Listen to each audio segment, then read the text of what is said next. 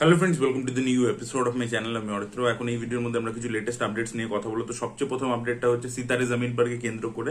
তো এই ছবিটার পোস্ট প্রোডাকশনের কাজ এই সময় চলছে এবং আমির খান যেভাবে ছবিটা শেপ আপ করছে সেই অনুযায়ী আর কি আমির খান খুবই খুশি। বাট এই ছবিটা কিন্তু ডিসেম্বর মাসে মাইট বি রিলিজ করবে না, ছবিটা পোস্টপন্ড হতে পারে। ছবিটা হয়তো মার্চ বা এপ্রিল নাগাদ রিলিজ করবে 2025 সালে।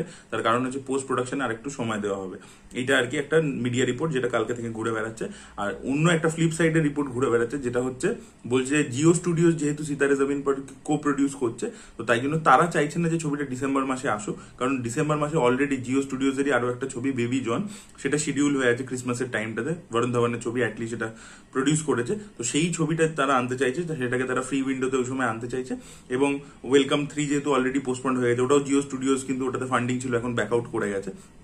তো তারা চাইছে বেবি জন একাই আর কি ক্রিসমাসের সময়টা দাপিয়ে ব্যবসা করুক, ভালো ব্যবসা করুক, এবং সিতারে জমিন পারকে তারা সেই জন্য পোস্টপন্ড করছে। তো এরকমই দুটো আপডেট উঠে আসছে, দুটোই আপনার সামনে রাখলাম। পরবর্তী আপডেটটা হচ্ছে শাহরুখ খানের ছবি দ্য কিংকে কেন্দ্র করে। তো এই ছবিটা প্রথম ইনিশিয়ালি ঠিক করা হয়েছিল যে মানে ইউকে তে শুট করা হবে, লন্ডনে প্রাইমারি লোকেশন ওইটাই হবে। বাট এখন শোনা যাচ্ছে সেটা তারা চেঞ্জ করে বুডাপেস্ট করে নিয়েছে।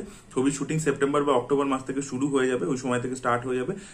লোকেশনটা আর কি তারা আরো এনরিচিং চাইছিল, একটু নতুন লোকেশন মানে চাইছিল তারা, যেটা আর কি ভিজুয়ালি খুব ভালো লাগে। তো বুডাপেস্টের যেহেতু লোকেশন খুবই ভালো, বুডাপেস্টে এর আগেও শাহরুখ খান শুটিং করেছে হ্যারি মেট সেজেলের সময়।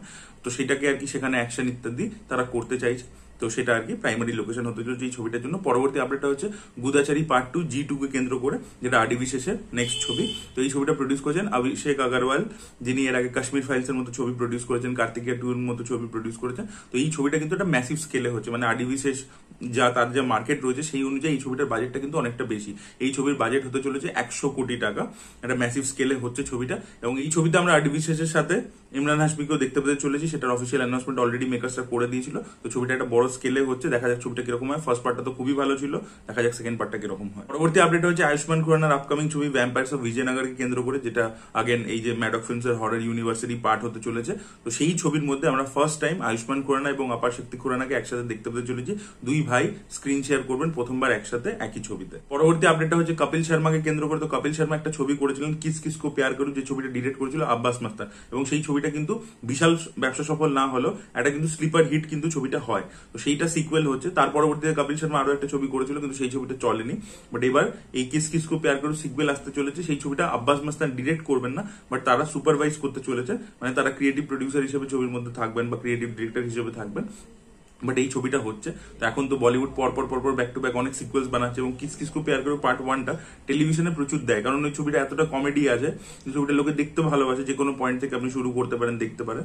তো সেটা পার্ট 2 এলে সেই আর কি স্যাটেলাইটে যেহেতু সফল, তাই জন্য সেটার কোনো অ্যাডভান্টেজ আর কি বক্স অফিসে পায় কিনা সেটাই দেখার মতো বিষয় হবে। আগে আপডেট দিয়েছিলাম যে সালমান খান অ্যাটলির সাথে কোলাবরেট করতে চলেছেন। এবার শোনা যাচ্ছে যে এই যে তাদের যে কোলাবরেশনটা হতে চলেছে তার অফিসিয়াল অ্যানাউন্সমেন্ট নাকি খুব শীঘ্রই আসতে চলেছে।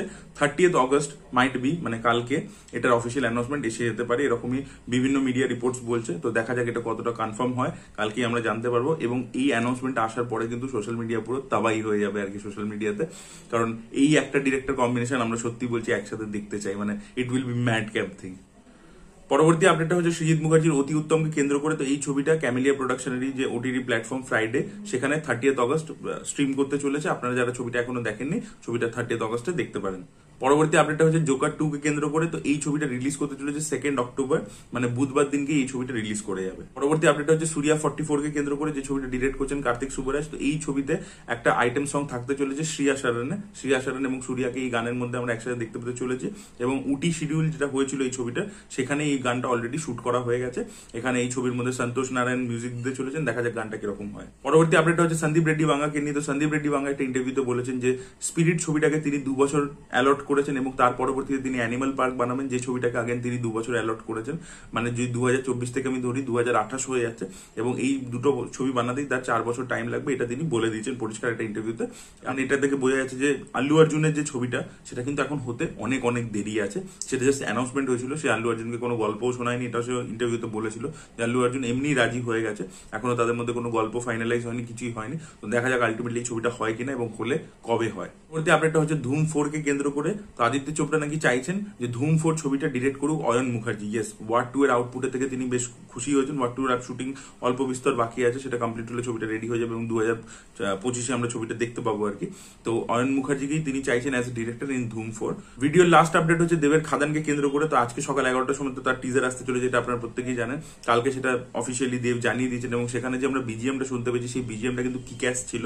আচ্ছা, এছাড়া একটা নামী পত্রিকার তরফ থেকে বলা হচ্ছে যে এই ছবির নাকি সিকুয়েলও হতে পারে। ইয়েস, খাদান 2 হতে পারে এবং সেটা নাকি সুজিত দত্ত অলরেডি প্ল্যান করছেন এবং সেটা নাকি নেক্সট ইয়ারই চলে আসবে, এরকমই একটা দাবি করছে এটা মিডিয়া রিপোর্ট। এবার দেখা যাক, বাংলা ছবির ক্ষেত্রে পার্ট 1 আসার আগেই পার্ট 2 প্ল্যান হয়ে যাবে। এই ব্যাপারটা একটু অ্যাবসার্ডই লাগছে, সত্যি কথা বলছি, কারণ পার্ট 1 সফল হবে, সেটা নিজের টাকা রিকভার করবে, এই ধরনের ছবি তো আমাদের এখানে হয় না এবং হলেও সেটা সফল হয় না। তো সেটা হবে তার পরবর্তীতে part 2, so it's a big thing, মানে এখনো বড় অনেক দূরের ব্যাপার আর কি। তো দেখা যাক সেটা আলটিমেটলি হয় কিনা, বাট মিডিয়া রিপোর্ট সেরকমই বলছে। তো দেখা যাক কি হয়। বাট পার্ট 1 এর শেষে যে এরকম ক্লিফ হ্যাঙ্গার আছে, পার্ট 2 এর জন্য সেট আপ আছে, এটা আমি বহুদিন আগে একটা এক্সক্লুসিভ আপডেট বলেছিলাম আপনাদেরকে। তো দেখা যাক সেটা কি হয়, লেটস সি। আপনাদের কি মতামত, আপনারা কতটা এক্সাইটেড খাদানের টিজার নিয়ে অবশ্যই কমেন্ট সেকশনে জানাবেন। এই ভিডিওটা ভালো লেগে থাকলে লাইক করুন, শেয়ার করুন, চ্যানেলকে সাবস্ক্রাইব করতে ভুলবেন না। বাই।